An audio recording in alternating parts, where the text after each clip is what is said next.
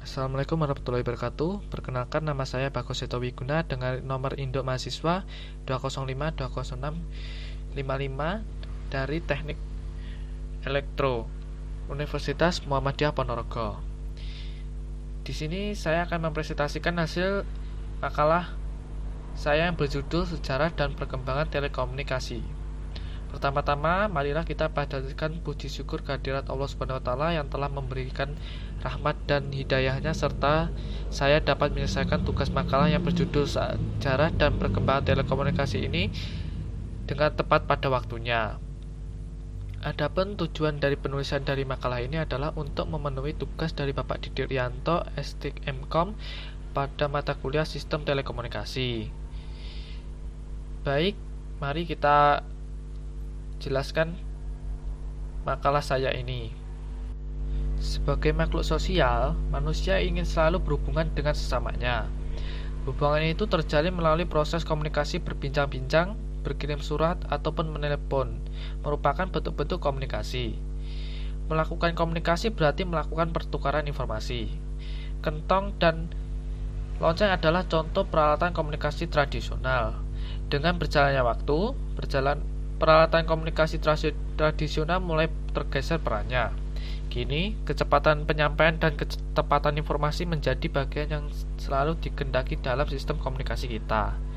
Sebagai contoh, jika kita akan terjadi gelombang tsunami di suatu daerah dengan adanya informasi yang cepat, maka akan membuat banyak jiwa yang tertolong. Hal-hal seperti ini yang mendorong para ahli untuk mengembangkan teknologi yang berkaitan dengan informasi dan komunikasi. Untuk mengkaji lebih dalam perkembangan teknologi informasi, maka perlu dipahami mendalam sejarah teknologi informasi untuk mendapatkan keutuhan ilmu dan pengetahuan tentang teknologi informasi. Sejarah teknologi dapat kita bagi ke dalam masa prasejarah, masa sejarah, dan masa modern. Perkembangan peradaban manusia diiringi dengan perkembangan cara pencapaian informasi yang selanjutnya dikenal dengan istilah teknologi informasi. Mulai dari gambar-gambar yang tak bermakna di dinding-dinding gua, peletakan tonggak sejarah dalam bentuk prasasti, sampai diperkenalkannya dunia arus informasi yang dikenal dengan nama internet. Konsep dasar telekomunikasi. Telekomunikasi adalah teknik pengiriman atau penyampaian informasi dari suatu tempat ke tempat lain. Dalam kaitannya dengan telekomunikasi, bentuk komunikasi jarak jauh dapat dibedakan menjadi 3, yaitu yang pertama, komunikasi satu arah atau simplex. Dalam komunikasi satu arah, pengirim dan penerima informasi tidak dapat menjalin komunikasi yang berkesinambungan melalui media yang sama. Contoh, pager, televisi, dan radio. Yang kedua, komunikasi dua arah atau duplex.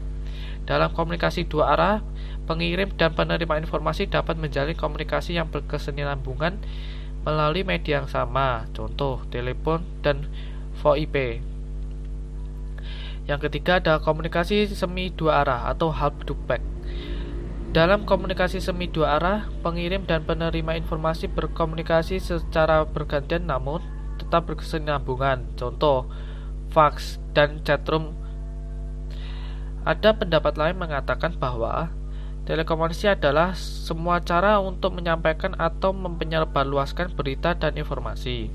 Di sini, telekomunikasi dibagi menjadi 2 macam, yaitu menggunakan kabel seperti telepon rumah dan menggunakan kabel tanpa menggunakan kabel seperti fax, satelit komunikasi, televisi, radio, dan lain-lain. Definisi dasar telekomunikasi. Komunikasi adalah saling menyampaikan informasi kepada tujuan yang diinginkan. Yang kedua, informasi bisa berupa suara percakapan atau voice, musik atau audio, gambar diam atau foto, gambar bergerak atau video, atau data digital. Komunikasi bisa dilakukan antara 2 atau lebih tempat yang berdekatan ataupun berjauhan. Pertukaran informasi atau hubungan antara satu titik dengan titik yang lainnya dengan mempergunakan alat bantu khusus. Sejarah telekomunikasi. Secara garis besar, telekomunikasi sudah ada sejak abad ke-18 dan sekarang sudah berkembang dengan sangat pesat. Umumnya, teknologi ini dapat dibedakan menjadi beberapa jenis, seperti telegraf, telepon, televisi, dan masih banyak lagi. Telekomunikasi telah memainkan peran penting dalam hubungan sosial. Namun, demikian, perangkat seperti sistem telepon pada awalnya diiklankan dengan penekanan pada dimensi praktis perangkat, seperti kemampuan untuk melakukan bisnis atau pemesanan layanan rumah, yang bertentangan dengan dimensi sosial. Baru pada akhir 1920-an dan 1930-an, dimensi sosial perangkat menjadi tema utama dalam iklan telepon. Promosi baru mulai menarik emosi konsumen, menekankan pentingnya percakapan sosial dan tetap terhubung dengan keluarga dan teman. Sejak itu, peran telekomunikasi dalam hubungan sosial menjadi sangat penting. Dalam beberapa tahun terakhir, popularitas situs jejaring sosial telah meningkat secara dramatis. Situs-situs ini memungkinkan pengguna untuk saling berkomunikasi serta mengirimkan foto, acara, dan profil untuk dilihat orang lain. Profil dapat mencantumkan usia, minat, preferensi, dan status hubungan seseorang. Dengan cara ini, situs-situs ini dapat memainkan peran penting dalam segala hal, mulai dari mengatur keterlibatan sosial hingga pacaran. Dalam hal budaya, telekomunikasi telah meningkatkan kemampuan publik untuk mengakses musik dan film. Dengan telekomunikasi, orang dapat menonton film yang belum pernah mereka tonton sebelumnya di rumah mereka sendiri tanpa harus pergi ke toko video atau bioskop. Dengan radio dan internet, orang dapat mendengarkan musik yang belum pernah mereka dengar sebelumnya tanpa harus pergi ke toko musik. Yang pertama ada beberapa jenis alat komunikasi tradisional, yang berarti alat komunikasi yang masih menggunakan alat yang sangat sederhana atau bahkan tanpa menggunakan alat. Yang pertama ada daun lontar atau prasasti. Pada zaman dahulu, orang berkomunikasi dengan menggunakan tulisan. Biasanya media untuk menulis orang di zaman dahulu adalah pada daun lontar maupun pada prasasti atau batu yang diukir. Prasasti atau daun lontar ini nantinya akan berisikan tentang informasi yang dapat dipahami oleh orang-orang yang hadir. Bahkan, banyak prasasti dari zaman sekarang juga yang telah diterjemahkan oleh para ahli.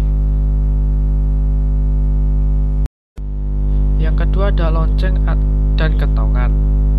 Macam-macam alat komunikasi tradisional yang pertama adalah lonceng dan kentongan. Alat-alat ini adalah alat yang mengeluarkan suara. Maka dari itu, ada beberapa alat yang mengeluarkan suara lainnya yang dijadikan macam-macam alat komunikasi tradisional. Kentongan sampai sekarang ini masih cukup sering digunakan pada saat ronda atau untuk mengembangkan sahur. Sedangkan lonceng masih digunakan di beberapa sekolah dan gereja. Selanjutnya ada merpati pos. Merpati pos juga sempat menjadi alat komunikasi pada zaman dahulu. Mungkin kamu sering melihat di film-film yang berlatarkan zaman dahulu bahwa mereka menggunakan burung, yaitu burung merpati. Bahkan tidak hanya burung merpati untuk berkirim pesan. Selanjutnya ada telepon kaleng. Telepon kaleng adalah alat tradisional yang sering dipraktikkan di sekolah karena pembuatannya yang mudah. Biasanya ditemui di sekolah dasar maupun di taman kanak-kanak. Jarak komunikasi dengan telepon kaleng ini memang tidak terlalu jauh, hanya 5-10 meter saja. Namun, itu sudah cukup untuk mengkomunikasi dari tingkat 1 ke tingkat 2 pada sebuah bangunan. Syarat yang harus dipenuhi adalah benda harus dalam keadaan tegak dan lurus. Selanjutnya ada surat. Macam-macam alat komunikasi tradisional selanjutnya adalah surat. Surat tentunya menjadi salah satu alat komunikasi yang paling tepat dalam menyampaikan kabar maupun informasi. Sejauh ini, surat masih sering digunakan dalam menyampaikan informasi, namun penggunanya semakin ditinggalkan karena perkembangan teknologi yang sangat pesat.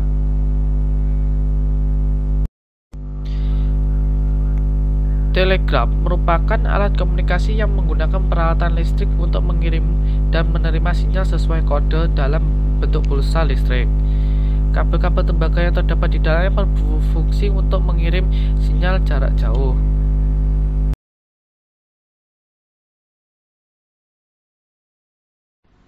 Berbagai jenis alat komunikasi modern, yang berarti alat komunikasi yang sudah menggunakan alat yang canggih dan modern dan menggunakan alat.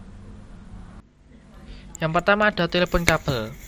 Macam-macam alat komunikasi modern yang pertama tentunya cikal bakal dari smartphone yang sekarang kamu gunakan, yaitu telepon kabel. Kamu bisa berkomunikasi dengan orang yang sangat jauh walaupun hanya lewat suara saja. Namun, telepon kabel merupakan cara berkomunikasi yang pada zamannya sangat membantu dan lebih nyaman daripada menggunakan surat, karena lebih cepat dan efisien. Selanjutnya ada telepon genggam, merupakan tingkatan yang lebih tinggi dari telepon kabel. Bahkan teknologi ini semakin berkembang seiring dengan berkembangnya zaman, sehingga terciptalah smartphone yang sudah menjadi barang wajib bagi setiap orang di zaman sekarang ini. Berkomunikasi dengan smartphone sudah bisa dilakukan bahkan dengan fitur video call yang memungkinkan kamu tidak hanya mendengarkan suara yang jauh, namun dapat melihat wujud secara nyata. Selanjutnya ada radio, merupakan macam-macam alat komunikasi yang sangat penting sejak ditemukannya. Radio berguna untuk dapat menerima informasi berupa suara atau sinyal dengan menggunakan gelombang elektromagnetik. Walaupun alat komunikasi saat ini semakin canggih, radio tetap eksis dalam penyampaian informasi. Biasanya, radio digunakan untuk sekedar mendengarkan musik yang diputar melalui radio tersebut. Selanjutnya adalah televisi. Mungkin adalah suatu barang yang wajib ada di rumah sekarang ini. Televisi tidak jauh berbeda dengan koran, merupakan alat komunikasi yang digunakan untuk menyampaikan informasi secara massal. Bedanya dengan koran, televisi bisa menyampaikan lewat tulisan dan gambar. Televisi atau TV dapat menyampaikan berbagai informasi tersebut dalam bentuk audiovisual.